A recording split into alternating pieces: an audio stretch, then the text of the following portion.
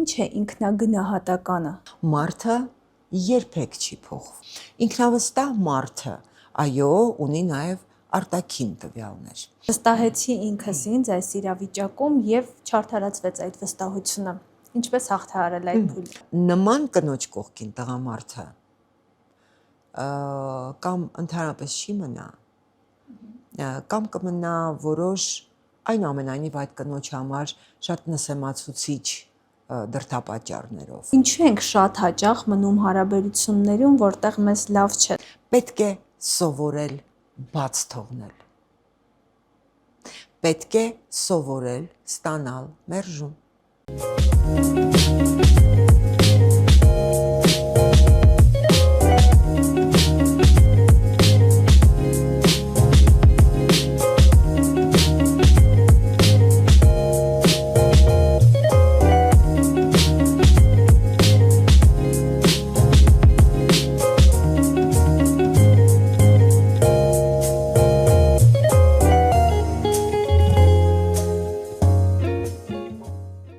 Մենք շատ հաճախ մտածում ենք, որ մեր արժեքը կախված է նրանից, թե ուրիշները ինչ են մտածում մեր մասին, թե ինչ խանութներից ենք օգտվում, ինչ մեքենա ենք վարում։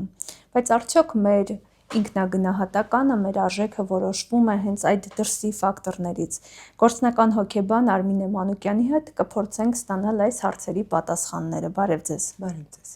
Ինչ է ինքնագնահատականը։ Ինքնագնահատականը իհարկե ինքն իրեն գնահատելը չէ։ Ինքնագնահատականը ինքն իրեն վստահելն է։ Որովհետև երբ մենք անցնում ենք գնահատականների, դրանք շատ հաճախ լինում են սուբյեկտիվ եւ այո, կախված են նաեւ արտաքին գործոններից կամ ազդակներից։ Բայց երբ խոսքը գնում է ինքնավստահության մասին, որը հենց ինքնագնահատականի խարիսխն է, ապա այստեղ չի կարող լինել գնահատման կամ արժեքների առևտուր։ Այստեղ կարող է լինել հստակ վստահության խնդիր, որը որ մարդուն բերում է լիարժեք շփման եւ դարձնում է սոցիալական հասարակության լիարժեք միավոր, ով ոչ մի պարագայում կախված չէ արտաքին աշխարհի կարծիքից։ Ինչպես սկսել վստահել ինքդ քեզ։ Դրա համար պետք է ստանալ համապատասխան դաստիարակություն, շփվել համապատասխան սոցիալական միջավայրում եւ իհարկե ունենալ լավ ժառանգականություն եւ սոցիալական փորձ։ Հիմա շատերը կհիշեն, որ չեն ստացել նման դաստիարակություն։ Որտեղից սկսել, ինչպես ինքնադաստիարակվել։ Նայեք, դաստիարակությունը լինում է օրինաչափ, լինում է վերադաստիարակություն եւ ինքնադաստիարակություն։ Որպես կանոն ամենաարդյունավետը ինքնադաստիարակությունն է, ինչպես դուք նշեցիք, որովհետեւ մարդը իմի է բերում իր դաստիարակության բաց թողումները, սոցիալական փորձը եւ ինչու՞ չէ նաեւ վերցնում է այն օրինակները, որոնք նա կուզենար ունենալ իր փորձի մեջ։ Արդյունքում մարդը ստանում է, կերտում է իր կերպարը այն բացերից, լրացնելով այդ բացերը, որոնք որ դարձնում են նրան ավելի ինքնավստահ։ Եթե մենք խոսում ենք ընտանիքի մասին, ապա ես կտրականապես դեմ եմ, երբ մեղադրում են մորը, հորը, ընտանեկան իրավիճակը եւ այլն, որովհետեւ տվյալ պարագայում ծնողները տալիս են երեխային այն ամենը, ինչը որ կարողանում են տալ։ Ինչը որ լավագույնն են։ Այո, իհարկե։ Եվ երեխայի խնդիրն է այն, ինչը որ նա չի ստացել, ինքնուրույն լրացնել։ Այստեղ տարբերում ենք ինքնավստահ երեխային եւ ոչ ինքնավստահ երեխային, ցածր ինքնագնահատականով երեխային եւ բարձր ինքնագնահատականով երեխային, որովհետեւ բարձր ինքնագնահատական ունեցող երեխան միշտ ինքնուրույն է, փորձում է իր կյանքը կերտել իր ուժերով, երբեք չապավինելով ծնողների օգնությանը եւ նման երեխաները որպես կանոն միշտ հաջողում են իրենց բոլոր գործերում։ Եթե երեխան այնուամենայնիվ մնում է ծնողներից կախյալ, ապա այստեղ ինքնավստահության մասին խոսք լինել չի կարող, քանի որ տվյալ երեխան իր բոլոր սխալների, բոլոր անհաջողությունների համար ամբողջ կյանքում մեղադրելու է ծնողներին։ Նման մարդը պատասխանատվություն կրելու ունակ չէ։ Կախյալ լինել ծնողներից ֆինանսական կախվածության մասին է խոսքը։ Ոչ միայն։ Կախյալ կարելի է լինել ֆինանսական առումով, կախյալ կարելի է լինել կարծիքի առումով, կախյալ կարելի է լինել ինչ որ գործերի կամ արարքների խթանման առումով, հա, որոշումների ընդունման առումով, տարբեր առումներով։ Նու իհարկե, եթե մարդը անկախ է ֆինանսապես, մնացած բոլոր առումներով նա այլևս կախյալ չէ։ Հետևաբար երեխան չափահասության տարիքից պետք է կարողանա ինքնուրույնանալ, իհարկե հետս հետ է։ Սա կարող է հանգեցնել եւ սխալների, եւ վայրեջքների, եւ վերելքների, բայց հենց սա է կերտում ինքնավստահ մարդուն։ Խոսեցինք, որ ինքնագնահատականը այդքան էլ կարևոր չէ, որքան որ ինքնավստահությունը։ Այո։ Վստահեցի ինքս ինձ այս իրավիճակում եւ չարդարացվեց այդ վստահությունը։ Ինչպես հաղթահարել այդ փուլը։ Շատ հետաքրքիր հարց է։ Ինքնավստահ մարդը երբեք չի ակնկալում, որ ինչ որ բան պետք է միշտ արդարանա։ Նա չի վախենում, նույնիսկ եթե իր ցանկությունները կամ ակնկալիքները չեն արդարանում։ Սա է տարբերում ինքնավստահ մարդուն անինքնավստահ մարդուց, որովհետև եթե իմ ակնկալիքը չարդարացավ, ես երբեք չեմ կոտրվի։ Ես կգնամ առաջ, ես կշարունակեմ, ես միևնույն է կունենամ այն, ինչ ես ցանկանում եմ։ Մի փոքր ուշ, մի փոքր դժվար, բայց անպայման կհասնեմ իմ նպատակին։ Անինքնավստահ մարդը առաջին իսկ անհաջող փորձից կարող է հետնահանջել։ Հնարավոր է մարդը արտակուստ շատ ինքնավստահ անձի տպավորություն թողնի, բայց իրականում ներսից բազմաթիվ խնդիրներ ունենա եւ չլինի ինքնավստահ։ Դուք հիմա նկարագրեցիք նարցիսին, որը պաթոլոգիկ երևույթ է եւ ցավոք այսօր մեզանում բավական հաճախ է հանդիպում, երբ մենք տեսնում ենք արտակուստ բավական ինքնավստահ թվացող մարդու, նույնիսկ ինքնասիրահարված մարդու, բայց ես ձեզ վստահեցնում եմ, որ նման մարդիկ ապրում են եւ գոյատևում են շրջապատի հրճվանքի արդյունքում։ Բավական է մեկ դիտողություն, մեկ անտարբեր հայացք եւ նման մարդը կարող է ուղղակի կոտրվել, այլևս չլինել որպես այդպիսին։ Ինքնավստահ մարդը, այո, ունի նաեւ արտաքին տվյալներ։ Առաջին հերթին դա մարդու կեցվածքն է։ Եթե մենք ուշադիր դիտարկենք նույնիսկ փողոցում անցորդներին, կարելի է հստակ տեսնել ինքնավստահ եւ ոչ ինքնավստահ մարդուն, բարձր ինքնագնահատական ունեցող եւ ցածր ինքնագնահատական ունեցող։ Որպես կանոն ինքնավստահ մարդու իրանը միշտ ուղիղ է։ Մարդը քայլում է դանդաղ, մարդը քայլում է մտածկոտ, մարդը միշտ ժպտում է։ Անինքնավստահ մարդը միշտ քայլում է կոր ուսերով, գլուխը ներքև եւ միշտ մռայլ դեմքի արտահայտությամբ։ Հիմա եթե այդ նախադրյալները պահենք ուրիշներին ցույց տալու համար, վստահ եմ նաև այդպիսի մարդիկ կան, որոնք քայլում են իրանը ուղիղ, քայլում են ժպտալով, բայց ներսում անընդհատ ինչ որ կռիվների մեջ են։ Նման իրավիճակում ինչ անել։ Որովհետև մենք շատ հաճախ ապրում ենք ձևի համար, ուրիշներին ցույց տալու համար, որովհետև այդ ուրիշների կարծիքը էլի բերում է, որ մենք մեզ լավ զգանք, մեր ինքնավստահությունը, ինքնագնահատականը բարձրացնենք։ Կրկին պատասխանս սկսեմ ձեր արտահայտությունից, ձևի համար։ Ձևը չի կարող լրացնել բովանդակությունը։ Եթե չկա բովանդակությունը, ձևը շատ շուտ է կորչում։ Եվ հոգեբանության մեջ գոյություն ունի մարմնի լեզու, որը երբեք չի խաբում։ Մարդը կարող է խաղալ, մարդը կարող է ուղիղ քայլել, մարդը կարող է դանդաղ քայլել, ինքնավստահ թվալու համար, բայց դա կարող է տևել ընդամենը 5-ից 10 րոպե։ Հետո մարմինը ենթագիտակցաբար փոխում է իր դիրքը, որովհետև դա այդ ձևը ներքին բովանդակության հետ համահունչ չէ։ Տիկին Մանուկյան, ինքնավստահությունը եւ ինքնագնահատականը որքանով է նպաստում, որ մեր շրջապատի մարդիկ մեզ վերաբերվեն ըստ արժանաբույնի։ Գոյություն ունի իրական ես հայեցակարգի մեջ եւ գեր ես։ Իրական եսը այն եսն է, այն իրողությունն է, որը մարդը կրում է իր ներսում։ Եվ մենք բոլորս շատ լավ գիտենք ինչի ենք մենք արժանի եւ ինչի արժանի չենք։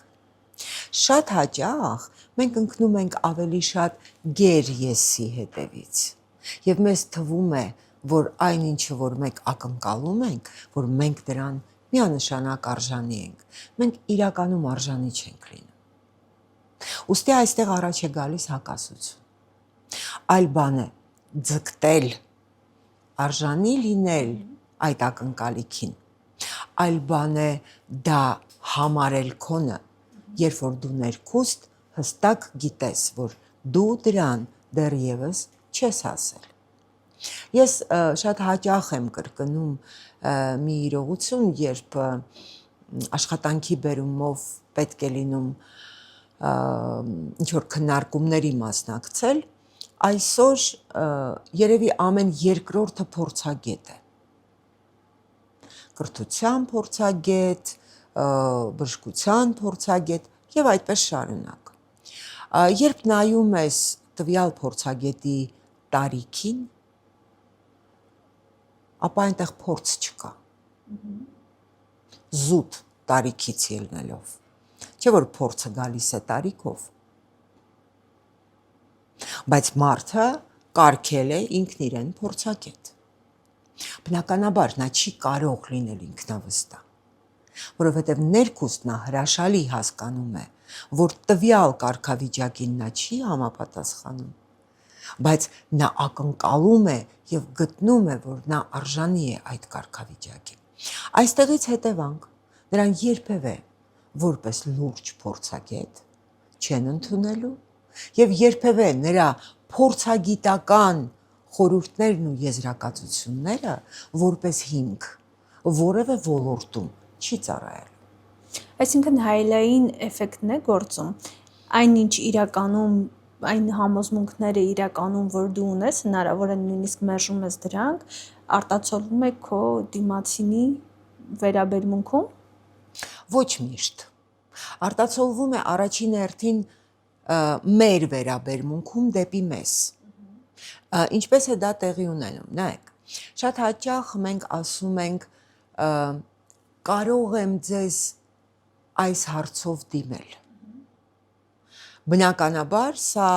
անինքնավստահ մարդու դիմելաձև է, որովհետև որոշումը տվյալ մարդը տալիս է դիմացինին։ Դիմացինը կարող է հստակ պատասխանել ոչ։ Ես դիմելուց ասում եմ. ես ձեզ ունեմ հետևյալ հարցը, խնդրում եմ պատասխանեք։ Այստեղ դիմացինը խուսանավելու որևէ տեղ չունի։ Նա անպայման իմ հարցին սպառիչ պատասխան է տալու։ Ես չեմ թողնում ոչ խուսանավելու տեղ, ոչ մերժելու։ Այս պարագայում մենք պետք է կարողանանք հաճախ մեր հարցադրումները եւ մեր խոսույթը ճիշտ կառուցել, որպիսի մեր ինքնավստահությունը չթողնի հնարավորություն շրջապատին ազդելու մեր ինքնազգացողության, հոգեվիճակի եւ ինչու՞ չէ նաեւ հարաբերությունների վրա։ Ես ինքնավստահ մարդ եմ, բայց շրջապատում ինձ անընդհատ քննադատում են։ Այդ ինքնավստահությունը կարող է դուրժել դրանից, թե ամեն դեպքում այդքան Մենք շատ հաճախ շփոթում ենք ինքնավստահությունը ներողություն բառիս համար իհարկե ամբարտավանության հետ։ Դրանք բացարձակ տարբեր բաներ են։ Մարդը կարող է լինել ուղղակի ամբարտավան եւ դրսևորել դա իբրև ինքնավստահություն։ Ինքնավստահությունը առաջին հերթին հարգանք է։ Նախ ինքն իրեն հանդեպ եւ հետո դիմացինի։ Ամբարտավանությունը անհարգանք է եւ ինքն իրեն հանդեպ եւ դիմացինի։ Ինչով է դա դրսևորվում։ Եթե ամբարտավան մարդը, ով փորձում է իրեն դրսևորել իբրև ինքնավստահ մարդ, միշտ օգտագործում է ես բառը։ Ես այդպես եմ ուզում։ Ես ասացի, ուրեմն դա չի քննարկվում։ Դա իմ որոշումն է եւ բեկանման ենթակա չէ։ Ես եմ Աստված եւ այդպես տարբեր օրինակներ։ Ինքնավստահ մարդը շատ հազվադեպ է օգտագործում ես բառը եւ կարելի ասել գրեթե չի օգտագործում։ Ինքնավստահ մարդը միշտ բայերով է խոսում։ Ցանկանում եմ տեղեկացնել, ցանկանում եմ ստանալ պատասխան, ցանկանում եմ շփվել, վերջի ե-մ մասնիկը արդեն խոսում է եսի մասին, բայց առանց եսը ի ցույց դնելու։ Հետևաբար այս ամենին պետք է սովորել կյանքի ընթացքում։ Եթե մենք հարգում ենք մեր շրջապատը, մենք պետք է կարողանանք դրսևորել այնպիսի կեցվածք, որպիսի մենք էլ արժանանանք այդ հարգանքի։ Այդ կեցվածքը բնավ չի ենթադրում ոչ շողոքորթություն, ոչ նսեմացում եւ ոչ էլ հարմար լինել։ Ոչ։ Այդ գործընթացը պետք է լինի խարսխված փոխադարձ շահերի, ոչ թե բախման, այլ համատեղման վրա, իսկ անձնային կամ միջանձնային հարաբերությունների մեջ պետք է տալ եւ ստանալ։ Չի կարելի միայն տալ եւ ոչինչ չստանալ։ Եթե դուք շարունակում եք այդպես հարաբերվել, ուրեմն դուք արդեն հարգված չեք։ Եթե ինքնասիրությունը պրոյեկտենք անձնական հարաբերությունների վրա, շատ հաճախ ասում են այս մարդը տես ինձ հետ այսպեսին էր, ինձ այսպես էր վերաբերվում, բայց նույն մարդը տեսնում ես նաև արդեն իր հաջորդ հարաբերություններում լրիվ այլ վերաբերմունք է ցույց տալիս իր կողակցին։ Սա ինչի մասն է խոսում։ Մարդը փոխվեց, թե խնդիրն իմ մեջ էր։ Սա կարող է դիտարկվել երկու ստեկ։ Խնդիրը կարող է լինել եւ ձեր մեջ, եւ մարդը կարող է նաեւ ոչ թե ինքը փոխվել, այլ փոխել իր վարքագիծը կամ իր վարքային դրսևորումները հանուն հետապնդվող շահի։ Մարդը երբեք չի փոխվում։ Երբեք, որովհետև մարդը ծնվում է իբրև որոշակի գենետիկական մարդկոց, որը անփոփոխ է մնում ամբողջ կյանքում։ Մարդը ձևավորում է իր հոգեկերտվածքը եւ բնավորության գերակա գծերը։ Դրանք երբեք չեն փոխվում։ Բայց դրանք կարող են խաղարկվել որոշակի իրավիճակում, որոշակի շահ հետապնդելիս։ Բայց ժամանակավորապես Անշուշտ, իհարկե։ Ինչու ենք շատ հաճախ մնում հարաբերություններում, որտեղ մեզ լավ չէ, սա էլ է խոսում ցածր ինքնագնահատականի մասին։ Սա կարող է խոսել ոչ միայն ցածր ինքնագնահատականի մասին, այլ նաև սիրո կախվածության մասին, զգացմունքային կախվածության մասին։ Սա եւս կախվածությունների շարքին է դասվում, իսկ մենք գիտենք, որ կախվածություններից ազատվելը բավական դժվար process է։ Իհարկե, այս պարագայում բարձր ինքնագնահատական ունեցող մարդը շուտ կազատվի այդ կախվածությունից։ Բայց ցածր ինքնագնահատականով մարդը շատ ուշ եւ կարող է ընդհանրապես չկարողանա ազատվել այդ կախվածությունից։ Ինչու՞։ Որովհետեւ դոֆամինի հորմոնի, հաճույքի հորմոնի եւ էնդորֆինների պաշարը նա քաղում է տվյալ մարդու ներկայությամբ։ Նույնիսկ եթե դա բացասական է։ Բայց միայն տվյալ մարդու ֆիզիկական ներկայությունը եւ այն գիտակցությունը, որ տվյալ մարդը ինձ հետ է, անկախ ամեն ինչից, անկախ թե ինչպես է նա ինձ վերաբերվում, հա, սա տալիս է տվյալ մյուս մարդուն, մյուս կողմին դոֆամինի որոշակի պաշար։ Բայց առաջ է գալիս սովորություն, ինչպես եւ բոլոր կախվածությունների ժամանակ, եւ սա կարող է կործանարար լինել։ Կործանարար լինել մարդու ոչ միայն ինքնագնահատականի, այլ նաեւ մարդը ուղղակի ինքն իրեն կորցնի իբրև անհատականություն, ինչը շատ վտանգավոր է։ Մարդը ձուլվի այդ մարդու կյանքի մեջ։ Մենք ունենք նման երևույթ, հատկապես ես պիտի ասեմ, որ կանանց շրջանում, որովհետև երբ կանայք ունենում են զուգընկեր, հա, ապա նրանք դադարում են ունենալ սեփական կյանք։ Եվ ձուլվում են ամբողջությամբ իր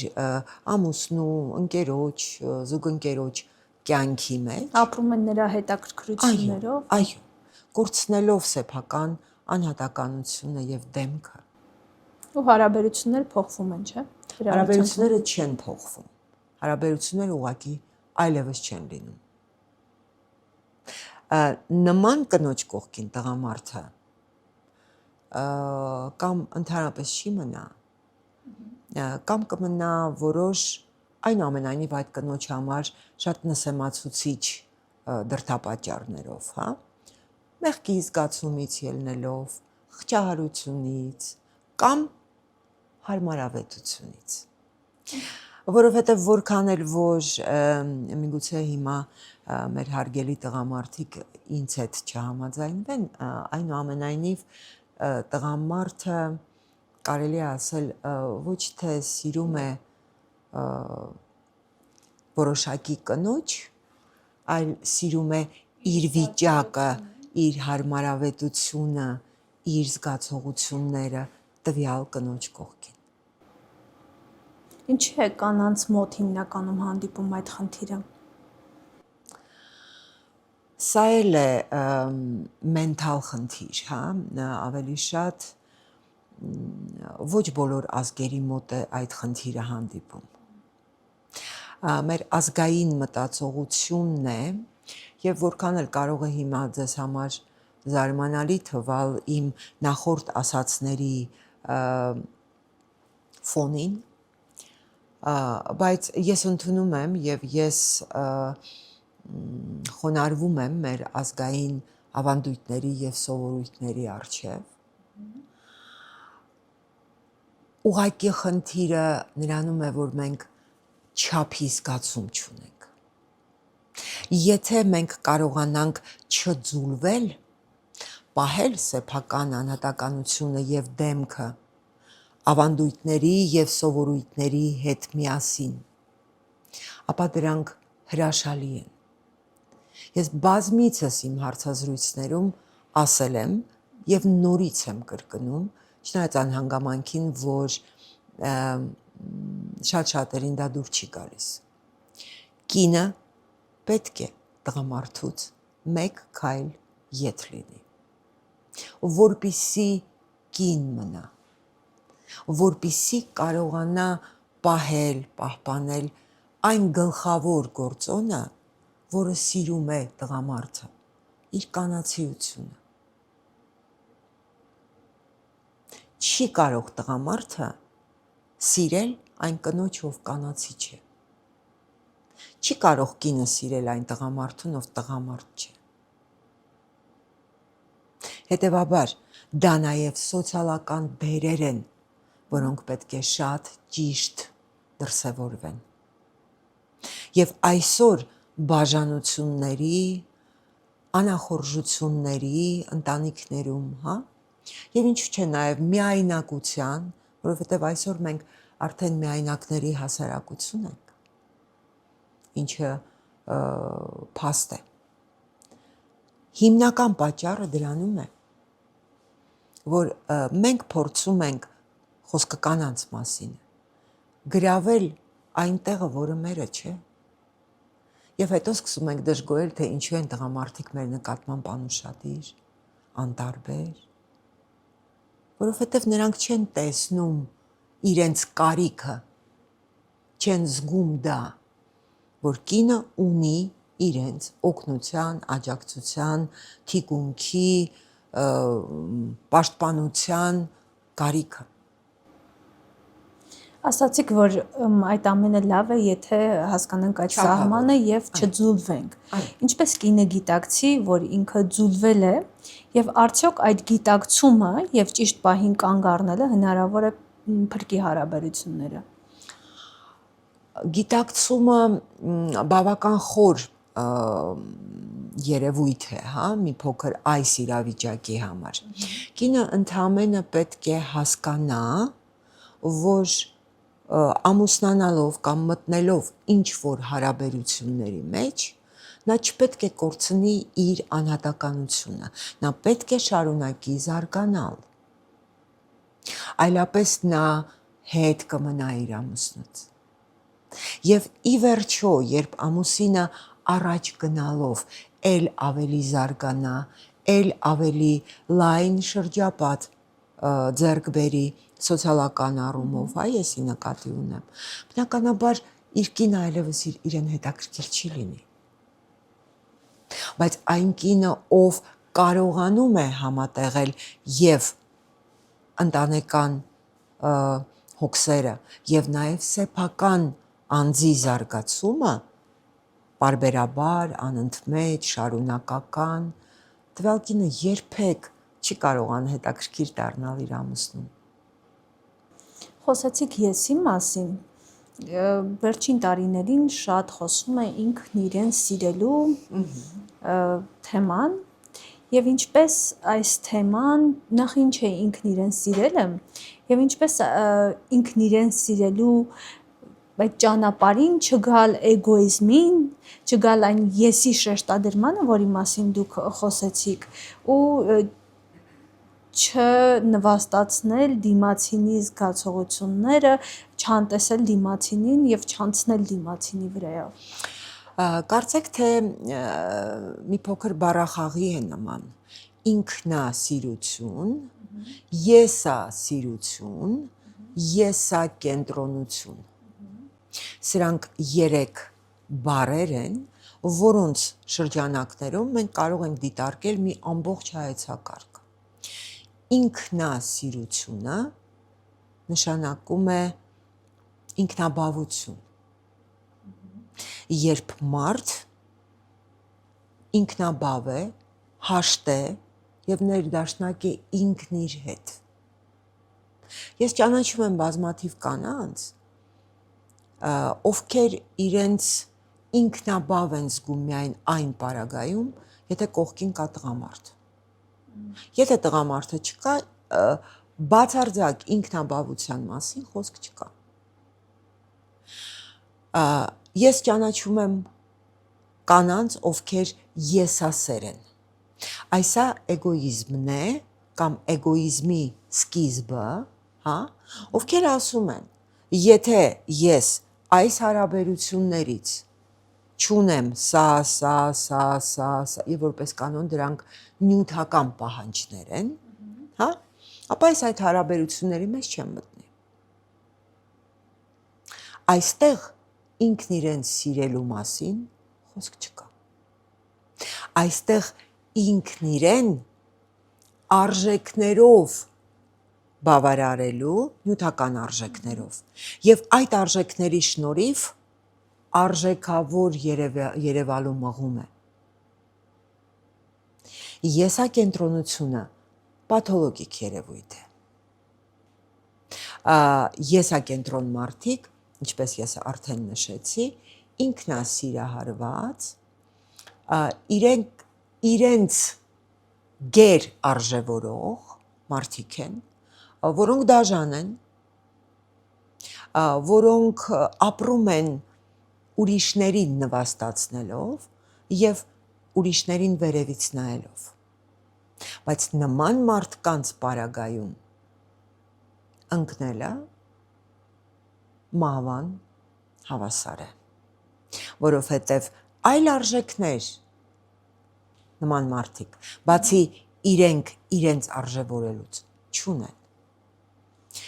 Եթե մենք համատեղում ենք այս 3 հասկացությունները եւ ստանում ենք մեկ անձ, հա, ապա մենք կարող ենք ստանալ տագնապային խանգարումով եւ նևրոստենիայով տառապող մարդ։ Հետևաբար, ճիշտը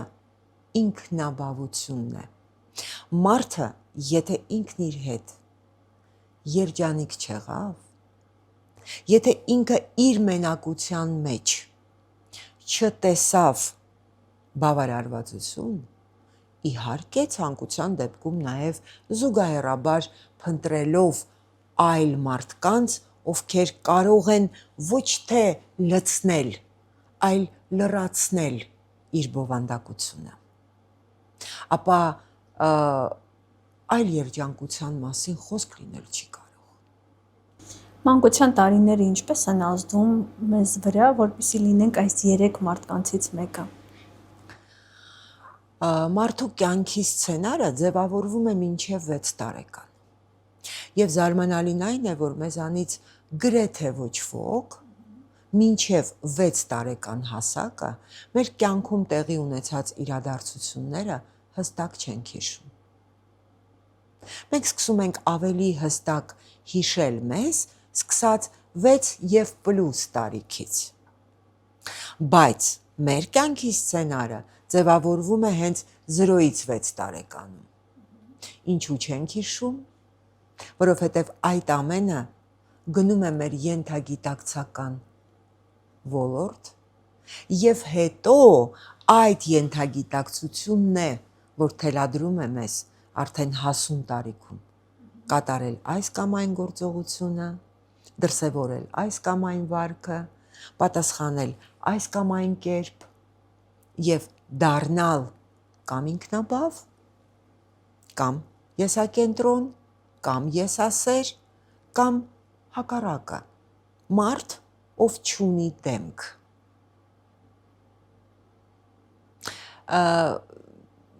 Բարդ է մեծ հաշվով մարդու համակարգային բնույթը, իսկ մարդը զարգացող համակարգ է։ Եվ եթե մենք անդրադառնում ենք մանկությանը եւ ամեն բան գցում ենք մանկության վրա, մենք երբեք կյանքում հաջողություն չենք ունենում։ Գտնում ենք այն մեղավորին, այո, եւ մեր բոլոր անհաջողությունների մեջ մեղադրում ենք այդ մեղավորին։ Եվ որպես կանոն դրանք, չգիտես ինչու, մեր ծնողներն են դառնում, ովքեր իրենց չափով, որքան իրենք այդ ժամանակ կարողացել են, տվել են մեզ ամեն ինչ, հավատացնում եմ ձեզ, ամեն ինչ, ոչ մի ծնող իր երեխայի համար որևէ բան երբեք չի խնայի։ Բայց մենք ունենք մի ոչ դրական փորձ, հասարակության մեջ եսի նկատի ունեմ, որտեղ որ շատ հաճախ Ինչպես ասել է մեծն Էյնշտեյնը, երբ մարդը հաջողակ է, երջանիկ է, նա երբեք չի հիշում ճակատագիրը։ Բայց երբ հանդիպում է անհաջողության, դժբախտության, վատ կացության, նա միշտ ասում է իմ դժգույն ճակատագիրն է։ Հետևաբար, եթե մարդը սովորի պատասխանատվություն կրել սեփական արարքների, սեփական որոշումների, սեփական հարաբերությունների, սեփական ընտրության համար, ապա դա ինքնավստահ մարդն է։ Եթե մարդը իր արարքների կամ իր կյանքի համար պատասխանատվության քավության նոխազ է փնտրում, ուրեմն տվյալ մարդը ունի ցածր ինքնագնահատական եւ իհարկե ինքնավստահ չէ։ Ինչպես դառնալ ինքնավստահ։ Մի փոքր առաջ ես թվեցի այն հատկանիշները, որոնք բնորոշ են ինքնավստահ մարդուն։ Որտեղից սկսել։ Պետք է մարզել պատասխանատվության զգացումը։ Պետք է կարողանալ ասել ոչ այնտեղ, որտեղ վտանգավոր է։ Որովհետև որպես կանոն մենք չենք մտնում հարաբերությունների մեջ վախենալով մերժումից։ Մենք չենք մտնում հարաբերությունների մեջ վախենալով չսիրված լինելուց։ Մենք բաց չենք թողնում մեր զուգընկերոջը ոչ թե խանդից դրդված կամ սիրուց, այլ որպեսզի նա մեկ ուրիշի մոտ չգնա։ Ոչինչ, որ մենք դժբախտ ենք։ Կարևորը, որ ինքը կամ մեկ ուրիշը երջանիկ չլինեն։ Սա որոշում է, որը հատուկ է բացառապես ինքնավստահ մարդուն, ով եւ ինքն իրեն համար կցանկանա երջանկություն, եւ իրեն շրջապատող մարդկանց, ում ինքը խանգարում է իր գոյությամբ կամ ներկայությամբ։ Պետք է սովորել բաց թողնել։ Պետք է սովորել ստանալ մերժում։ Պետք է հասկանալ, որ դու ոչ բոլորի համար կարող ես սիրելի լինել։ Եվ պետք է ընդունել, որ աշխարհում կա քեզանից լավը, քեզանից գեղեցիկը, քեզանից խելացին, քեզանից փորձառուն, եւ ինչու՞ չէ նաեւ քեզանից ավելի հարմարը։ Բայց դա չի նշանակում, որ դու վատն ես։ Ոչ։ Դա նշանակում է, որ դու ես։ Ընդհանրապես չկա լավ եւ վատ։ Չկա այնպիսի մի երևույթ աշխարհում, որը լինի միայն լավ կամ միայն վատ։ Եվ չկա նաև լավ եւ վատ մարդ կամ մարդ։ Իր հոգեկերտվածքով, իր առանձնահատկություններով, իր անկրկնելիությամբ միանշանակ եւ չկա նաև շատ եւ քիչ սիրել։ Կա կամ սիրել, կամ չսիրել։ Ուղղակի սիրել ամեն մեկին յուրովի։ Թեկուզ այն հարցը, որ փոքր ժամանակ երեխաներին տալիս են մամայիդ է շատ սիրում թե պապայիդ, դա անթույլատրելի հարց է, որովհետև երեխային կանգնացնում են ընտրության առջև, որը նա երբեք չի կարող անել։ Նույնիսկ եթե մենք մի փոքր դուրս գանք հուզական ոլորտից եւ գնանք բնազդային ոլորտ, ապա թեկուզ բնազդից ելնելով երեխան չի կարող այդ ընտրությունը կատարել։ Մենք երեխային գցում ենք հակասական ընտրության մեջ, որը չի կարելի անել։ Ինչ վերաբերվում է սիրուն, սերը առաջին հերթին հարգանք է։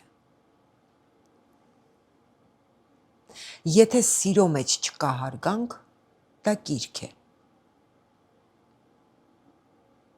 Կիրքը շատ շուտ է մարում։ Շատ արագ բռնկվում է, շատ վառ ընթանում է եւ շուտ էլ մարում է։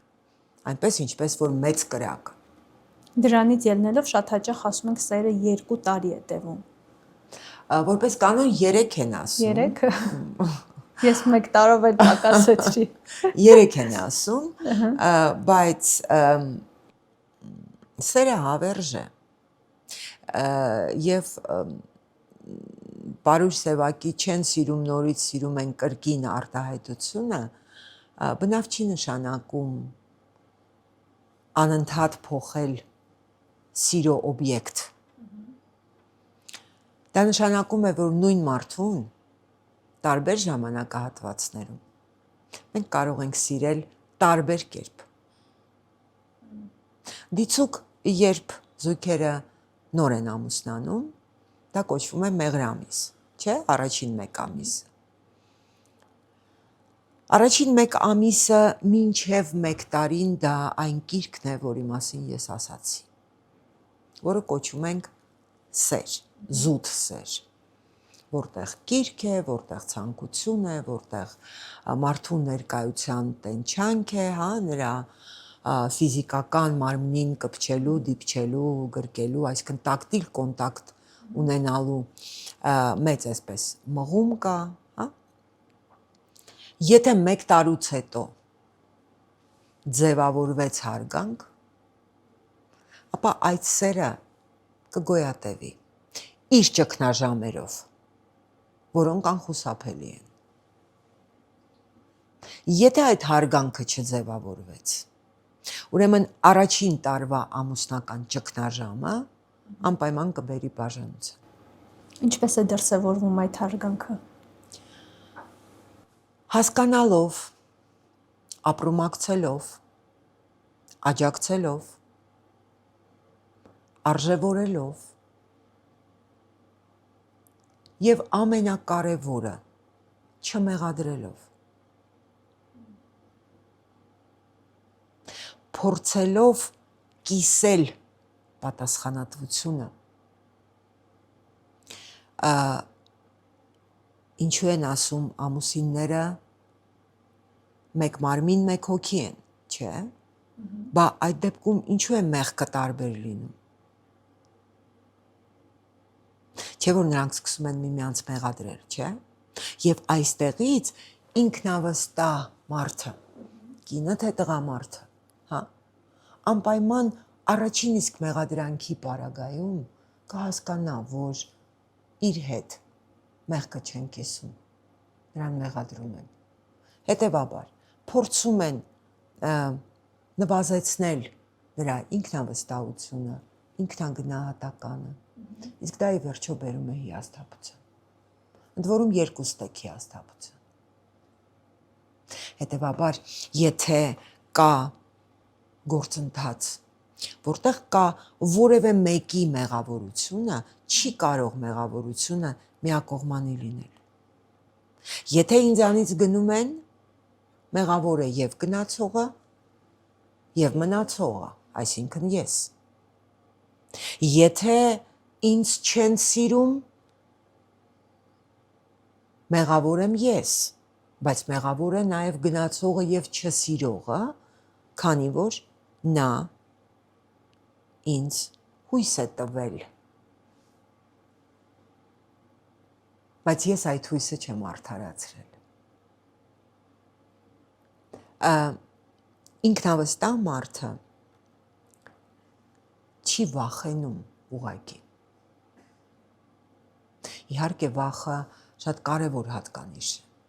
որովհետև վախը հանգեցնում է մեզ զգուշավորության։ Բայց վախենալ կորցնել այն, ինչը դու երբեք չես ունեցել,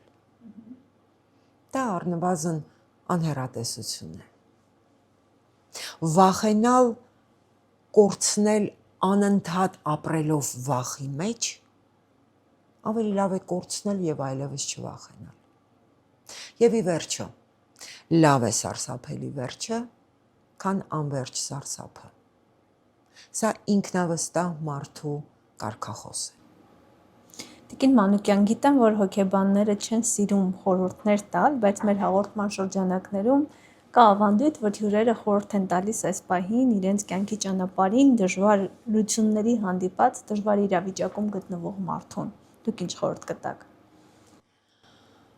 Ամեն իրավիճակում մարդ մնացեք։ Եղեք ինքնաբավ եւ շնորհակալ։ Եվ մարդը, ով շնորհակալ է, ինքնաբավ է եւ ունի բարոյական արժեհամակարգ, նա ինքնավստահ է։ Շնորհակալ եմ զրույցի համար։ Ես էլ եմ շնորհակալ։